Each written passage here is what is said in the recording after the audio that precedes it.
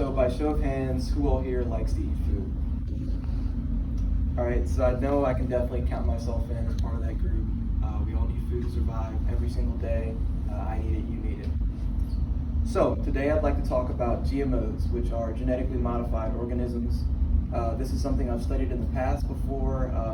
I've always found it super interesting, especially now that it's something that applies to our daily lives. So, in 1987, Dr. Martha Starr, a senior economist at the University of Edinburgh, released a study on the effects of drought and famine in central Niger in Africa. So this was a super pastoral economy, meaning they depended heavily on farming and agriculture for their livelihoods, to survive, to support themselves. And so back in 1987, this ravaged the community. They didn't have the resources or the technology to deal with it. But now, through future advancements and genetic research, GMOs could have been the solution. So, as I've stated before, a GMO is a genetically modified organism that has been human altered for a specific task or purpose. So often we'll see at a restaurant or at our favorite grocery stores packaging that says GMO or non-GMO. So for the most part, it has a pretty negative connotation to the word. People tend to support and buy non-GMO products. But I'd like to inform you all on the benefits and the risks so that you can kind of form your own opinions on it. So, according to the United States FDA, the Food and Drug Administration, these major foods are products of GMO research. Sugar, potatoes, soybeans, squash, bananas, apples, and lemons. And these are just a few common examples.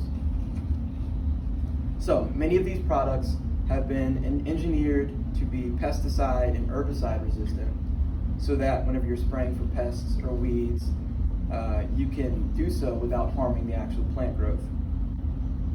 So, for example, you might have corn that can be engineered to grow in low sunlight or with low soil nutrients or lack of water.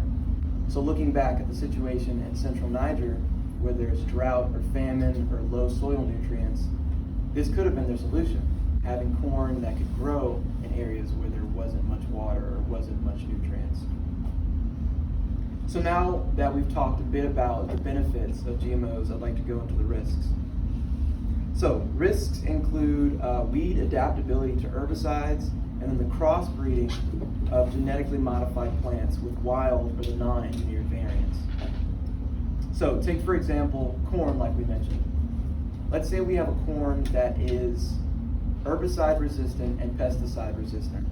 If that were to make its way out into an area that it's not supposed to be in, now you have no real way of killing it, and it can spread and kill other plants, and now you have a big problem with corn that no one needs.